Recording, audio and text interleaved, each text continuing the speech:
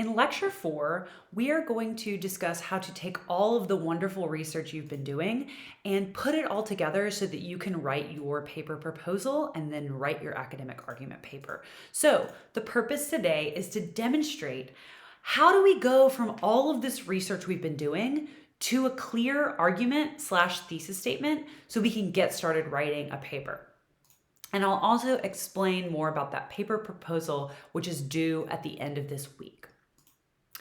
So when you are looking at how are you going to write up this paper, the idea is that you're going to take all the different sources you've used and put them together and see what happens. What conclusions can you draw from all of the sources that you've used? So you definitely start with those academic sources you have.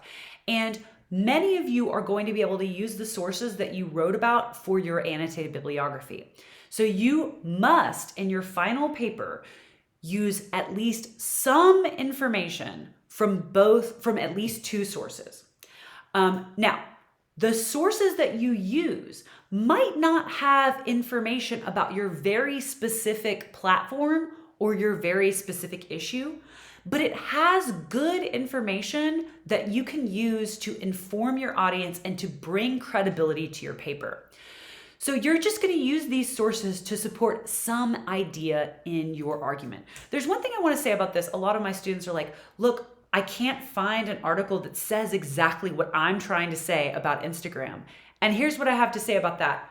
Good, because you are going to create a unique idea about that. And you're going to use sources that talk about something else and make connections to create new knowledge. So let's say that you have an article that talks about the way social media in general affects health and well-being, and you are trying to make a claim about the way that Snapchat affects health and well-being.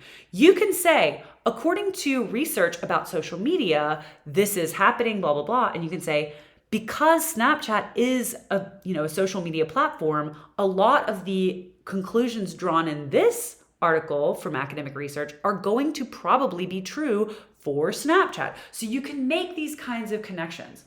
You might also use an academic source that helps explain some sort of historical concept, that helps explain something that's not specifically about social media, but that is something about the issue you're discussing. So maybe you're talking about the way that Reddit affects people's understanding of the economy. You might cite an academic source that discusses people's understanding of the economy and not a source that talks about Reddit, but academic source. So this is the way you might play around with how to exactly use academic sources. You want them to be present in your paper to give your paper some credibility, but you do not have to find an academic source that affirms everything you're saying.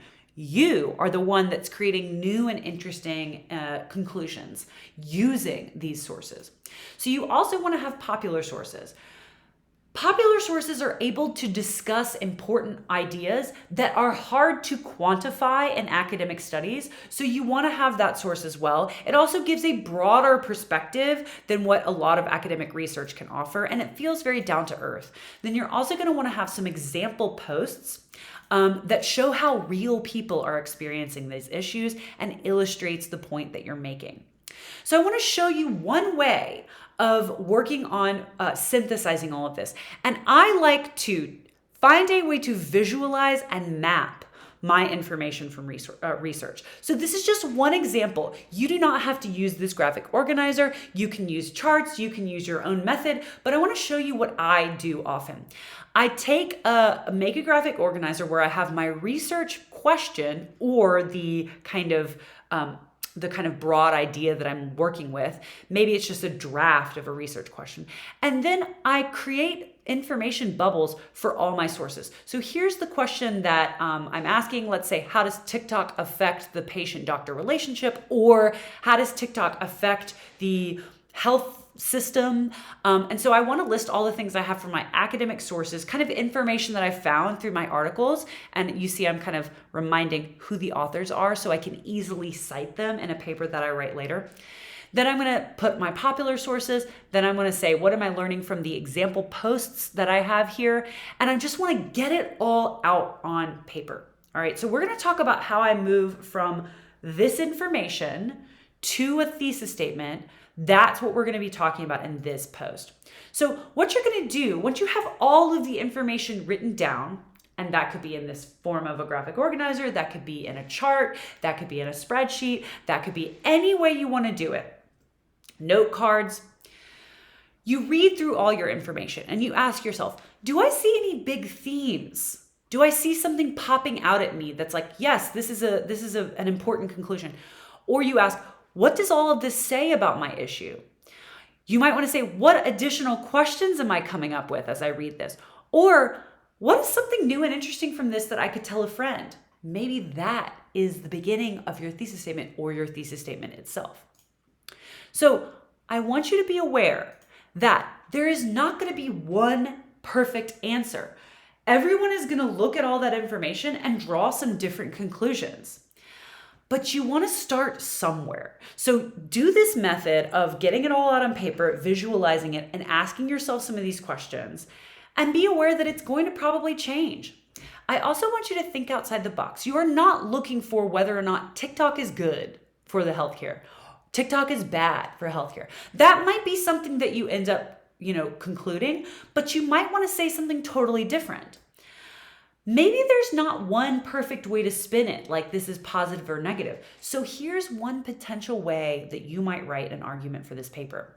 You state what you found from research, and then you argue for how people, a specific group, maybe it's parents, maybe it's young people, maybe it's college students, maybe it's people affected by depression, maybe it's people who are dealing with this injury, how they should react. So this would be the stem you would use.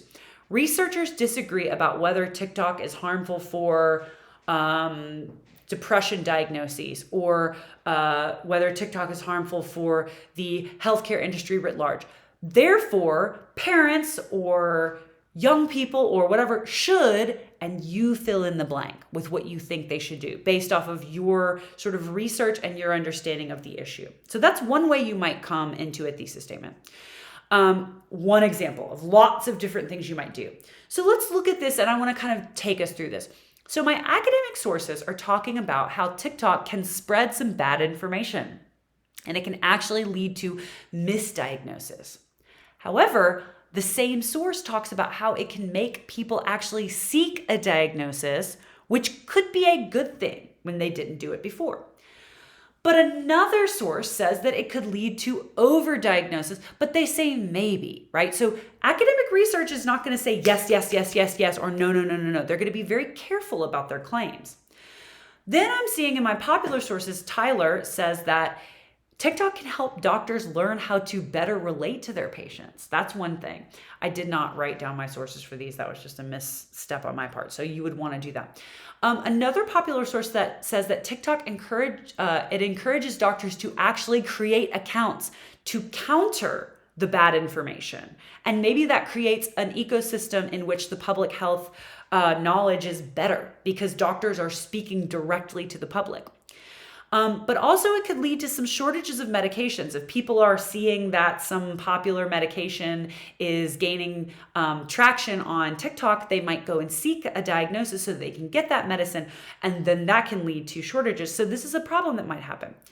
Now, I've looked at some posts, and those posts are showing people who talk about how good they feel whenever they find other people on TikTok who are talking about the diagnosis that they also have. It makes them feel less isolated.